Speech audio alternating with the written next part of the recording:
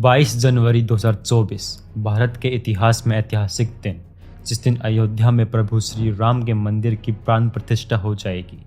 एक ऐसा दिन जिसका इंतजार 500 सालों से किया जा रहा है। एक ऐसा दिन जिसका इंतजार में ना जाने कितनी पीढ़ियों ने अपना बलिदान दिया। एक ऐसा दिन जिसके इंतजार में ना जाने कितने परिवारों को ऐसे दिन देखने पड़े जिनकी उन्होंने कभी कल्पना भी नहीं की होगी। ज़रा कुछ पलों के लिए सोच कर देखना कि 16 शताब्दी में भी ऐसे लोग थे जिनका सपना था कि वह अयोध्या में राम मंदिर को बनते हुए देखे। 18वीं शताब्दी में भी ऐसे लोग थे जो राम मंदिर का हक पाने के लिए अदालत गए। आज से 150 साल पहले अयोध्या में राम मंदिर के लिए अपनी जान गंवाई। ऐसे भी कुछ महान लोग थे जिन्होंने राम मंदिर के लिए अपने जीवन के 50 साल कोर्ट में न्याय मांगते हुए बिता दिए। और ये सारे लोग आज हमारे बीच नहीं हैं और वो ये दिन देख भी नहीं पाएंगे। और एक आप और हम हैं जो जीते जी इस जीवन काल में अयोध्या में भगवान श्री राम का मंदिर बनते हुए देख रहे हैं। उन प्रभु श्री राम का मंदिर जिसे आज से 492 साल पहले 1528 में बाबर ने गिरवा दिया था। तो ये वीडियो 2 पार्ट में बनेगी। फर्स्ट पार्ट जो कि अपन इस वीडियो के अंदर कवर करेंगे, the epic history of Ram मंदिर।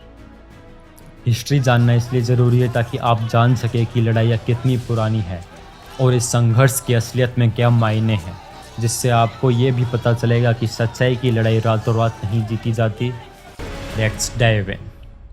इसकी शुरुआत होती है जब बाबर ने 1528 में भगवान श्री राम का मंदिर गिराकर वहाँ मस्जिद का निर्माण करवाया। ये बात तो ज़्यादातर लोगों को पता है, लेकिन इससे पहले की बात अभी तक काफ़ी लोगों से वंचित है। और वो बात यह है कि भगवान श्री राम के पुत्र कुश ने अयोध्या में भगवान श्री राम का मंदिर बनवाया था। सिर्फ अयोध्या में सीताराम के 3000 से अधिक मंदिर थे। और ये भी कहा जाता है कि 5th सेंचुरी BC में 5वीं शताब्दी ईसा पूर्व में इनमें से कई मंदिर की हालत ख़राब होने लगी। तो उस दौरान उज्जैन के राजा विक्रमादित्य आए और उन्हें यहाँ के बहुत सारे मंदिर को फिर से ठीक करवाया। और आने वाले कई साल ये मंदिर वहाँ पर ऐसे ही मजबूती से खड़े रहे।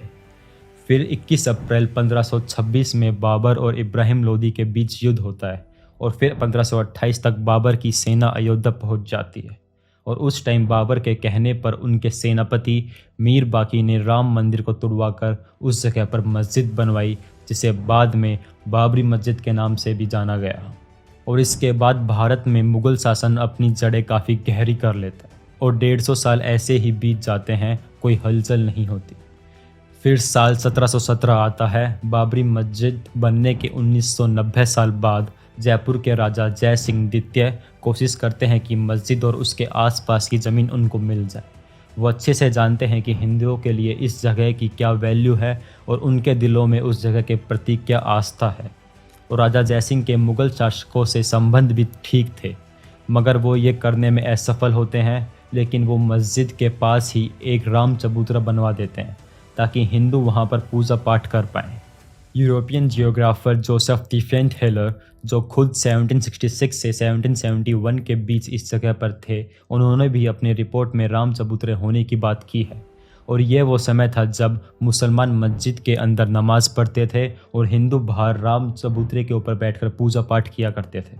वैसे तो अयोध्या में बहुत सारे श्री राम भगवान के मंदिर थे, लेकिन हिंदू मंदिर तोड़ने के 250 साल बाद भी ये नहीं भूले थे कि भगवान श्री राम के जन्म स्थान पर मंदिर को तोड़कर मस्जिद बना दी गई थी।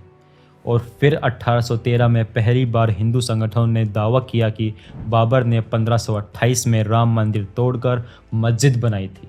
और ये भी माना जाता है कि फाजियाबाद के अंग्रेज़ अधिकारियों ने भी मस्जिद के अंदर मंदिर जैसी कलाकृतियों के मिलने का जिक्र अपनी रिपोर्ट में किया। पूर्व IPS अधिकारी किशोर कुंडल ने अपनी किताब अयोध्या रिविजिटेड में इस वाक़या का जिक्र भी किया है।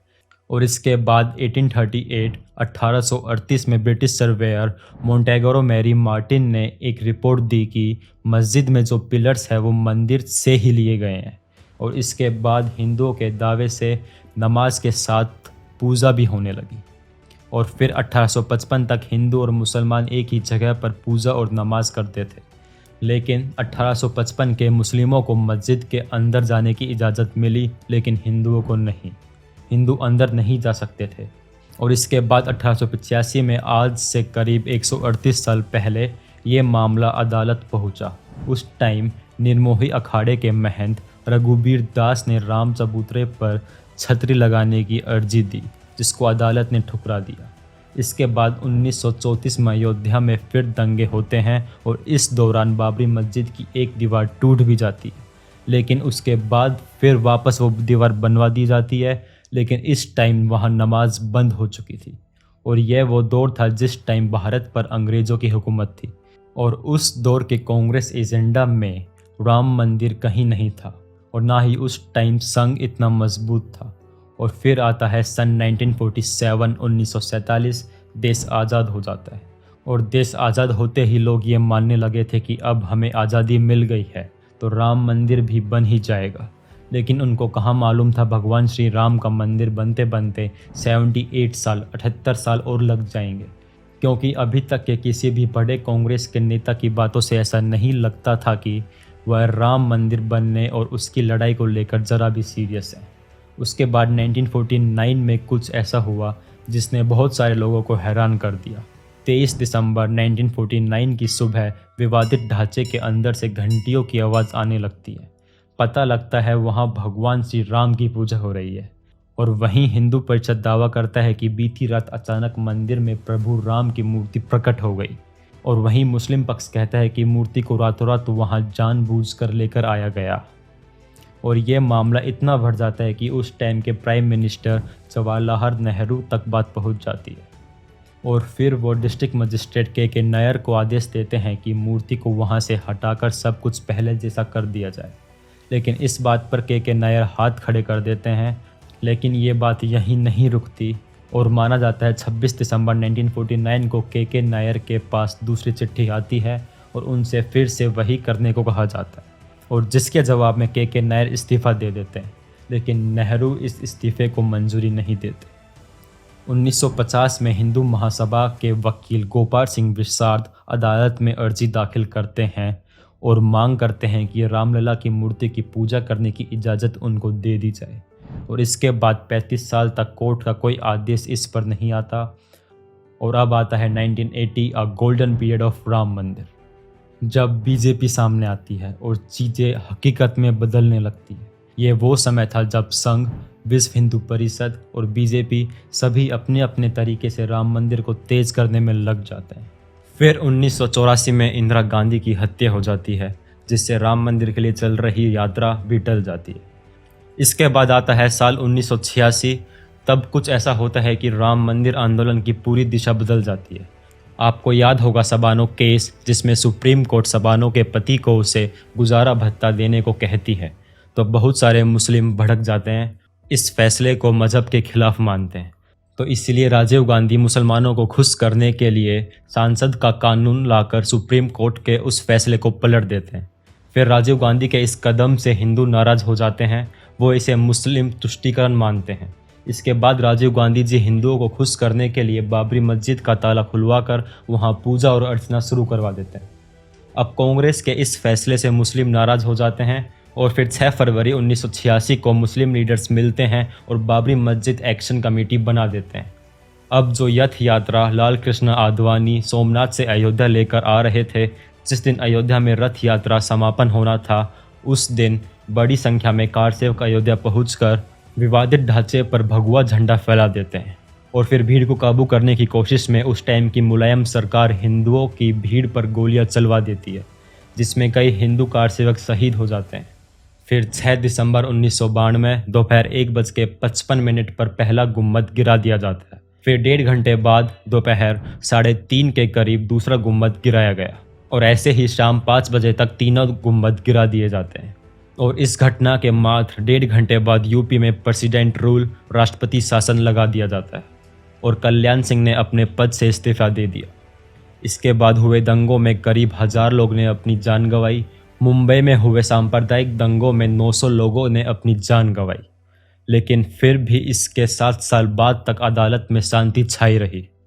फिर 90 के दशक में बीजेपी के दोबारा केंद्र में आने के बाद तमाम हिंदू संगठन राम मंदिर आंदोलन को लेकर फिर से सक्रिय हो गए, और फिर कुछ सालों बाद एएसआई को इस मामले की जांच करने को कहा गया ताकि पता लगाया जा सके कि वहाँ पहले क्या था।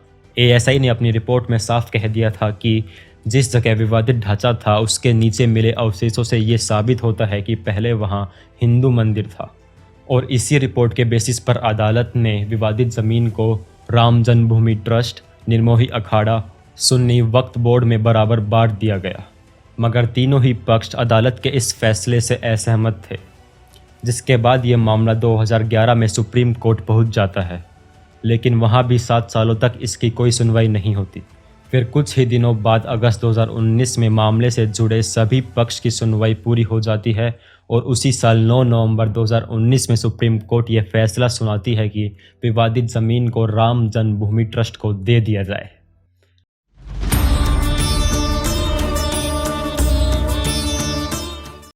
फिर उसके बाद 5 फरवरी 2020 को ट्रस्ट का गठन होता है और मंदिर निर्माण शुरू कर दिया जाता है। दोस्तों, 1528 में राम मंदिर गिराने के 492 साल बाद उसी अयोध्या में प्रभु श्री राम की जन्मभूमि पर फिर से उनके मंदिर का निर्माण हो चुका है। मैं जानता हूँ ये कहानी बहुत से लोगों के लिए लंबी हो गई होगी, हो सकता है बीच में बहुत लोगों को लगा हो कि वीडियो बंद कर दें, लेकिन यकीन माने दोस्तों कि इस वीडियो को बनाने का सिर्फ और सिर्फ एक मकसद था कि हम सभी लोग राम मंदिर के संघर्ष की पूरी कहानी जान पाएँ। हम ये जान पाएँ कि सच्चाई की लड़ाई में संघर्ष सिर्फ साल या 2 साल का नहीं होता, या फिर एक आधी पीढ़ी का नहीं होता, बल्कि सालों साल का होता है। वरना कितने लोगों को पता होगा कि जिन प्रभु श्री राम के मंदिर को लेकर आज हम गदगद है, उसके पीछे ना जाने कितने लोगों का बलिदान वहाँ अयोध्या की मिट्टी में मिला हुआ है। और उसी श्री राम मंदिर के लिए आज से 150 साल पहले 1885 में महंत रघुवीर दास ने अदालत में पहली बार अर्जी लगाई थी।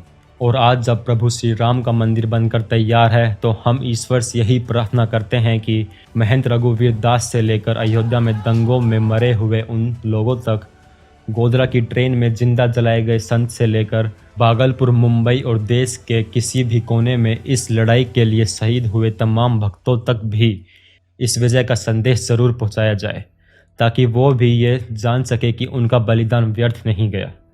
बाकी अभी के लिए इतना ही। उम्मीद करता हूँ राम मंदिर के संघर्ष की पूरी कहानी आप लोगों तक पहुँच गई होगी, और मैं चाहता हूँ कि आप इस कहानी को और भी लोगों तक पहुँचाएँ। अगर ये वीडियो आपको सही लगी हो तो प्लीज़ इस वीडियो को ज़्यादा से ज़्यादा लोगों तक शेयर करें। हमारे चैनल को ज़रूर सब्सक्राइब करिएगा। कमेंट सेक्शन में जय श्री राम लिखिएगा। जय हिंद।